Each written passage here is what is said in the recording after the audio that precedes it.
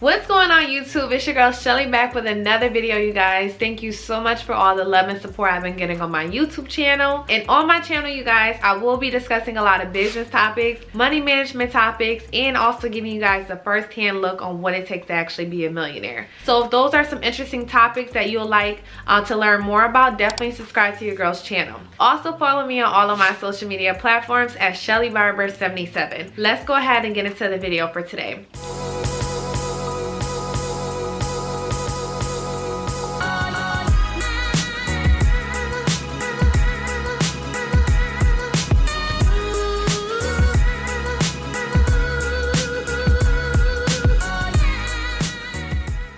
So as you guys can tell from the title today, basically I'll be giving you some tips on what it takes to actually invest. So a lot of you guys want to learn how to invest, and I feel like with these current accounts that I'm using and also these cashback offers will basically give you guys an understanding on how to invest. So I just want to put a disclosure out there. I am no expert at this at all, and like I said, these are just the accounts that I'm currently using, and I'm just giving you guys my experience on these accounts. So let's go ahead and get started. So the first account, you guys, I will be talking about is through my favorite bank, as you guys know from my first video, ESL. I've been banking with them for 7 years, and they're the ones that kind of gave me my stepping stone on investments. So I learned a lot about CDs, interest, high interest accounts. I also learned about mortgages, car payments, all that through them. And currently right now, the two accounts that I utilize with ESL is their regular savings account and also their money makers account. With the regular savings account, it is a requirement to have $1, plus you have to have one of their checking accounts to be able to open the account. There's no minimum to keep the account open. They also have a 5% APR rate, and you will get your dividends at the end of the year. Now with their money makers account, it is more on the expensive side, so you are required to have $2,500 to open up the account. The APR rate is also 5%, and then they also have no minimum account balance that you have to keep on the account. There's no monthly maintenance fees or anything like that, and you will also get your dividends at the end of the year. The only thing I did not like about the money makers account is that it's the same APR as the regular savings account. I would definitely suggest just going with their regular savings account and being able to get that 5% on the money that you put into that account. So the more money you put into that account, the more you're gonna get like a higher dividend at the end of the year. That's account number one. So basically going through ESL. The second high interest savings account that I currently utilize is called COMENITY. So COMENITY has a bank account where their APR right now is 0.75%. And in order to get this account open, you will need at least $100.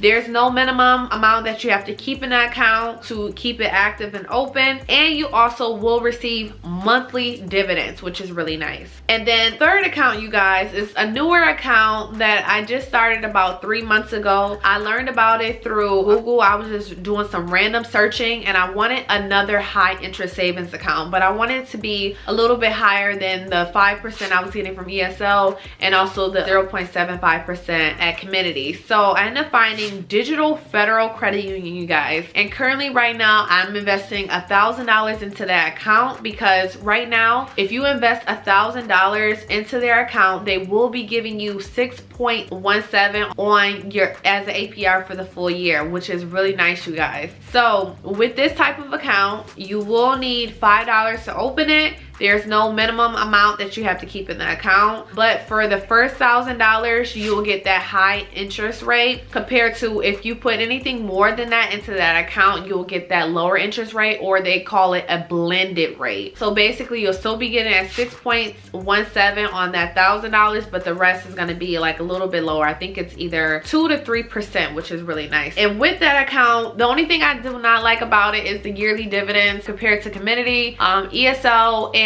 Digital Federal Credit Union, they pay their dividends out yearly. So now we're actually going to start talking about the different credit cards that you should start utilizing as well because of their cashback offers. And using that cashback, you can be able to put that towards other investments. So you can either put it into these accounts that I discussed in the video today, or you can put it towards other things. Like right now I'm putting a lot of that cashback offers towards money to save for property. So the first credit card that I currently use is through Discover Discover, you guys. So with Discover, they have a 0 interest for the first year. There's no annual fees, which is really nice. And for new card members only, they are doing a cashback match. So basically, it depends on however much you spend on the card, you will get cash back throughout the year. And they do issue the cash back monthly, which is really nice. And then at the end of the year, say if you have a cash back for the full year of $400, then Discover will give you $400 and they'll apply that to your account, and either you can deposit it into your account or you can use it towards a statement credit, which is really nice. So that is one of the credit cards that I currently use to utilize that cashback offer. The next card is through Chase, you guys. So this is my final card. Chase, I love them as well. I've been banking with them for about, like, I would say 3 years. And currently right now with their Freedom Unlimited and Freedom Flex card, you guys, they're offering a 0% APR for the first 15 months. They're also offering a $200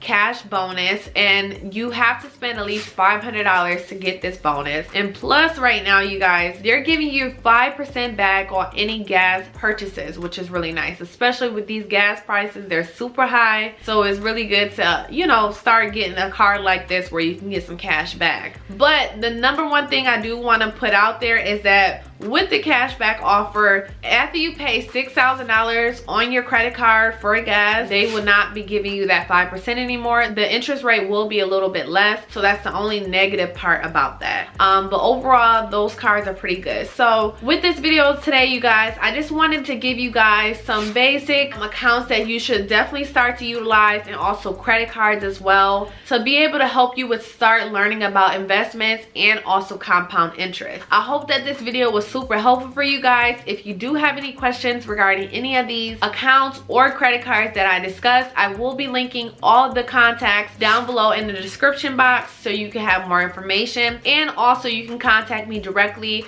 at my social media at ShellyBarber77, or you can comment down below any questions or concerns or even opinions that you guys have regarding these accounts. I hope that this video was helpful for you guys. Make sure you like this video, subscribe to your girl's channel, and I look forward to seeing you in the next video. Thank you. Bye.